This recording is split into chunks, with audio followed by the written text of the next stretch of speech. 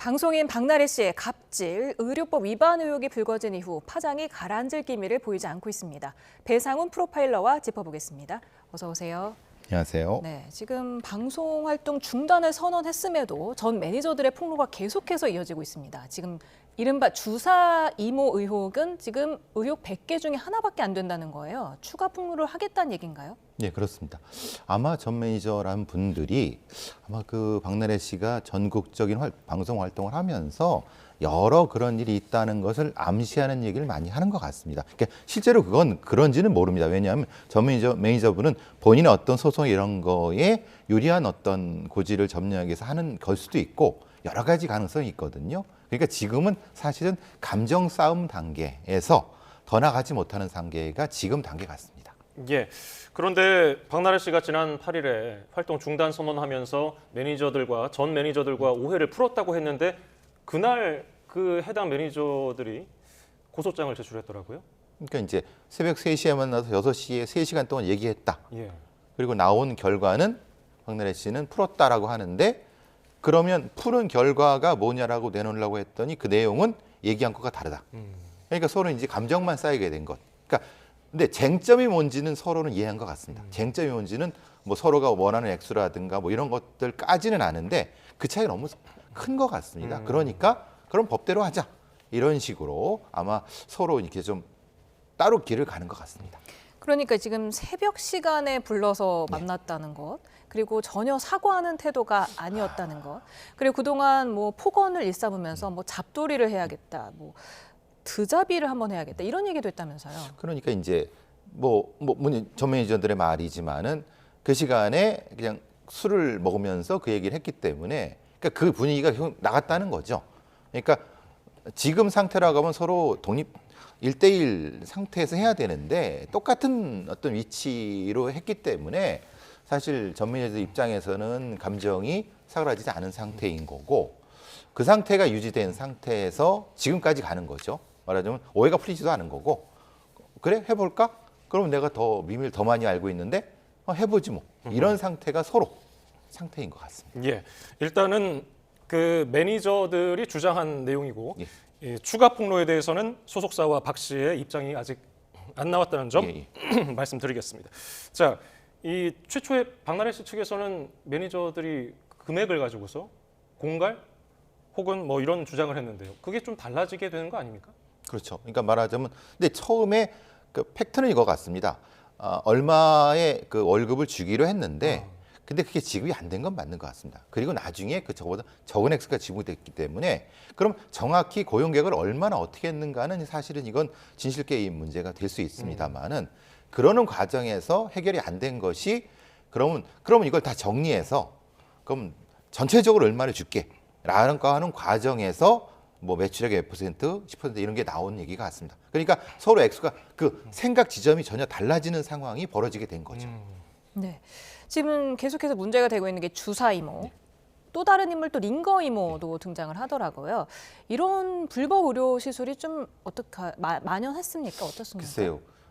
이제 경찰 했던 저로서의 정보와 그러니까 이제 그 다른 어떤 형태의 소문으로서는 좀 괴리가 있는 것 같습니다. 왜냐하면 적어도 무엇인가 이제 탈법적인 행동이 어느 정도 있었다는 것까지는 아마 알고 있는데 적어도 저까지도 알고 있는데 문제가 정확히 어떤 정도의 범위까지인지가 왜냐하면 지금 나오는 게 실제로 저 주사 이모가 수익을 맞추기 위해서는 최소한 수십 명 단위가 돼야 되거든요. 수익을 맞추려고 하면. 그러니까 1대1로는 될 수 없는 상황인데 그럼 실제로 그러냐? 근데 방증 아니면 정황은 나타나는데 이 정황만 가지고 형사적인 어떤 책을 묻을 수는 없거든요. 이건 의료법의 처벌 문제이기 때문에 그러니까 어느 정도까지의 정황은 나온다. 그런데 이거를 맞추는 것은 수사 단계다. 지금 상태인 것 같습니다. 근데 이제 문제가 이게 링거 이모까지 간다는 것은 사실은 지방 촬영 때 비슷한 일이 반복됐다고 전 매니저 주장하는 거고 정황도 좀 나오고 있는 것 같고 이것도 수사 대상이죠. 예. 일단 지금 보도되는 내용들을 보면은 문자를 주고받은 내용들 그렇죠. 몇몇 내용들이 나왔고 또 매니저들 주장을 들어보면은 대리 처방 사실을 이게 알려지게 되면은 대리 처방 사실이 알려지게 되면은 우리 같이 죽는 거다 이런 얘기를 했다는데 이거 만약에 매니저들 주장이 100% 맞다면은 좀 불리하게 적용하겠는데요, 박 씨 측에는?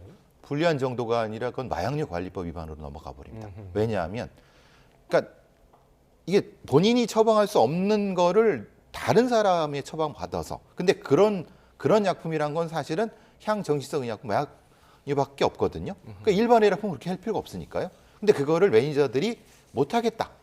그러니까 그것 때문에 폭언과 폭행이 있었다. 이게 하나의 라인으로 연결되는 거기 때문에 그러니까 너나 나는 공범이다. 같이 죽는 거다. 그러니까 너도 입 다물어라. 라고 하는 상황의 얘기가 될 수 있다는 거죠. 근데 해석에 따라 달라질 수 있습니다만은 어쨌든 저 대리 처방이란 것은 팩트고 그것의 주도는 누구가 했는가.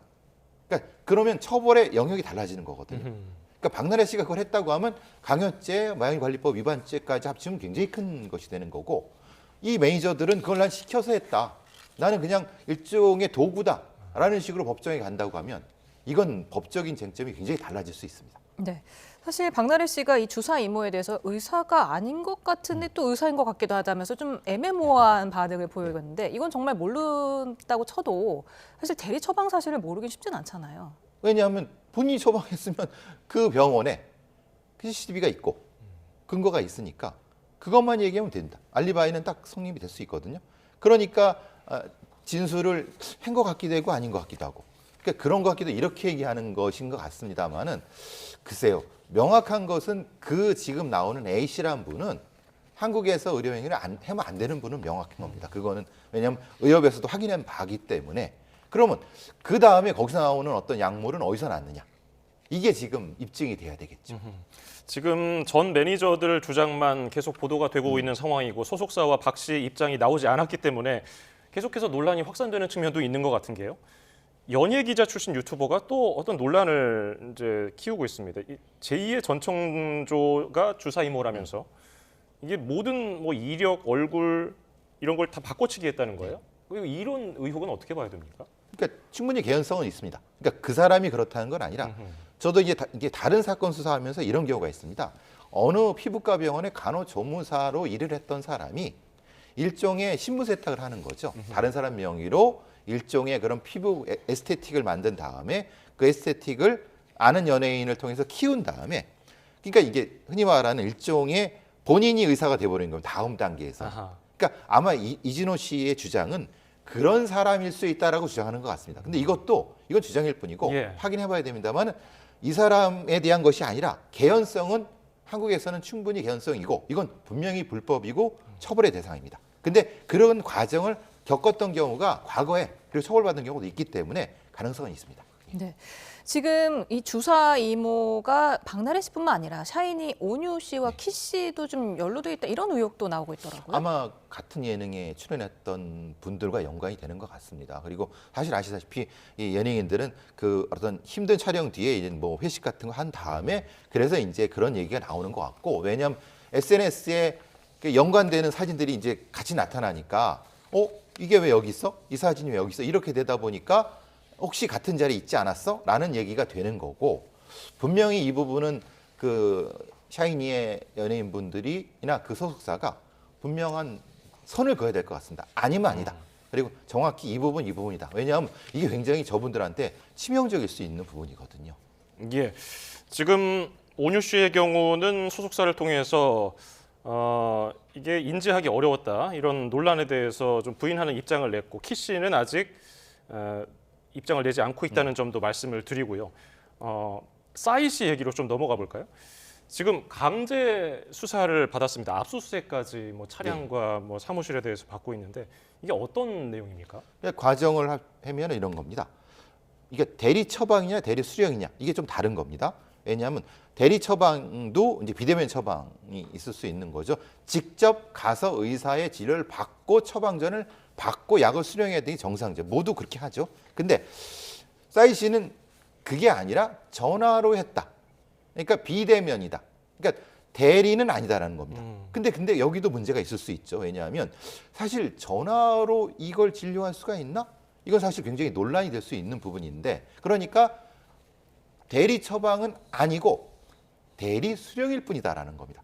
즉 약물을 대신 받아왔을 뿐이다. 아. 근데 문제도 그 약물의 종류에 따라서 대리 수령이 안 되는 부분이 있습니다. 예. 왜냐하면 향증성 의약품 같은 경우 마약류 관련 부분은 안 됩니다. 본인이 아니면 아주 특별한 경우에 본인이 운신을 못하거나 이런, 그러니까 이 경우가 다 걸려 있기 때문에 경찰에서는 차의 블랙박스와 그 집에서의 사무실의 블랙박스라든가 CCTV를 다 해갖고 동선을 맞춰갖고 그 시간대에 있었느냐 없었느냐, 그러니까 본인의 주장이 맞느냐 틀리느냐 계속 맞추고 있는 겁니다. 지금 그 대학병원 교수도 피의자 신분으로 입건이 됐는데 그렇죠. 그 교수가 비대면으로 진료했다면서 혐의를 부인하고 있지만 어쨌든 이 의약품에 대해서는 비대면 진료가 법적으로 불가능하다는 거잖아요. 그렇죠. 하면 안 되는 거죠. 왜냐하면 그러니까 이걸 잘못 썼을 때 그 환자가 굉장히 위험해질 수도 있기 때문에 분명한 거는 직접 진료를 하고 처방을 해야 되는데 어쩔 수 없이 그걸 했다라고 주장하는 것 같습니다. 아래 의료진은. 그러니까 이거는 분명히 규정은 위반했지만 일종의 감안을 해달라는 부분인 것 같고, 그렇지만 이건 이제 재판상의 문제인 거고 이 형량상의 문제인 거고, 근데 이제 계속 얘기하는 것은 대리 수령일 뿐이다라고 하니까, 그리고 이것이 그런지 잘 몰랐다라고 하는 것이 아마 싸이 씨의 입장 같습니다. 예. 뭐 떠도는 얘기를 들어보면은 매니저가 약을 대리 수령하는 거는 뭐 공공연한 뭐 일이다. 뭐 이런 얘기도 있던데요. 이게 참작이 될까요? 근데 관례라고 해서 법을 어기면 안 되죠. 그런데 이건 판사님이 결정할 문제입니다. 그러니까 법을 어겼으니까 형량엔 감안이 될 수 있을 거라고 생각합니다. 예를 들면은 선고유예라든가 아니면 벌금형이라든가. 그렇지만은 명확한 건 우리 연예인분들이 알아야 되는 건 아무리 힘들다 하더라도 힘든 영역이 하더라도 대리 수령도 안 되는 겁니다.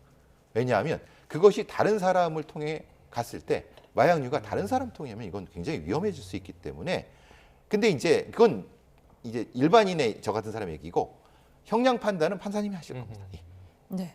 사실 연예인들은 이제 뭐 병원에 가는 순간부터 자신의 병이 노출되는 거나 마찬가지이기 때문에 이런 유혹에 쉽게 빠질 것 같거든요. 어떻게 해야 됩니까? 그러니까 이제 보통 이제 그 미국 같은 경우 연예인들이 아예 의사를 고용해서 그러니까 아주 그 유명한 연예인들은 의사를 고용한다기보다 협업을 내줘갖고 아예 병원을 사버리는 경우죠. 그러니까 그런 경우도 있고. 그러니까 그런데 이제 우리 연예인들 같은 경우는 그 소속사가 전문 병원을 지정해서 시간대를 비우는 방식이라든가 여러 가지 그런 방식으로 좀 하는 것도 감안을 해봐야 되는데, 사실 드러나면은 본인의 어떤 병 같은 경우가 바로 언론에 나타나니까 분명히 어려운 점은 있을 것 같습니다만은, 근데 현행법은 그건 그렇게 하면 안 돼요. 예. 싸이 씨 측에서는 만성적인 수면장애 진단을 받고서 의료진 처방에 따라서 수면제를 복용했고 향정신성 의약품을 대리 처방한 적이 없었다는 입장을 냈다는 점까지 말씀드리고요. 다음 주제로 살펴보죠. 김동성 씨, 쇼트트랙 국가대표를 했던 김동성 씨 얘기인데, 이게 두 자녀에 대한 양육비 미지급 문제로 1심에서 실형이 선고됐거든요. 이게 검찰 구형이 징역 4개월이었는데 판사는 징역 6개월을 선고했습니다. 이거 어떻게 그러니까요. 보셨습니까? 그러니까 사실 양육비 문제가 배드파더스 말씀 여러 가지 하면서 이 형량을 상당히 그 법원 측은 단기 자유형을 웬만하면 선고하지 않게 되어 있습니다. 왜냐하면 징역 3, 4개월, 6개월 같은 경우는 일종의 범죄 예방 효과가 거의 없습니다. 그런데도 왜 저런 형량이 돼야 되냐면 돈을 내라는 겁니다. 그러니까 본인의 유전자를 가진 자식인데 왜 돈을 안 내느냐. 그러니까 일종의 그것을 강제하기 위한 법이거든요. 그런데 그럼에도 불구하고 김동성 씨는 여러 변명을 하고 안 냈다는 겁니다. 그게 반복됐다는 거예요. 그러니까 판사님이 보시기도 이건 너무 일종의 괘씸하다. 그러니까 형량을 올린다. 대신 법정 구속을 안 한 이유는 돈을 내라. 마지막 기회다. 이게 판사님의 주요한 어떤 주장이신 것 같습니다. 네, 김동성 씨 부부가 뭐 영화 11도 혹한에도 자신들이 건설 현장으로 가서 양육비를 벌기 위해 노력하고 있다 이런 모습을 공개하기도 했었는데 측근이 엄벌 탄원서를 제출했습니다. 그 이유가 실제로는 높은 소득을 자랑하면서 현 배우자와의 사이에서 난 자녀를 수차례 해외 연수까지 보냈다는 거예요. 이유가 있죠. 왜냐하면 그 체육계 코치들은 자기 명의가 아닌 다른 명의로 여러 가지 흔히 말 수익 활동을 하는 경우는 종종 많이 합니다. 그러니까 실제로는 김동성 씨 명의의 수익이 발생하는 걸 법적으로 카운트할 수가 없습니다.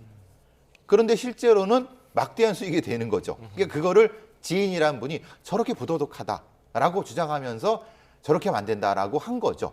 근데 실제로 김동성 씨가 실제로 그런지 모르겠습니다. 이제 일부 그런 게 있는 것 같은데요.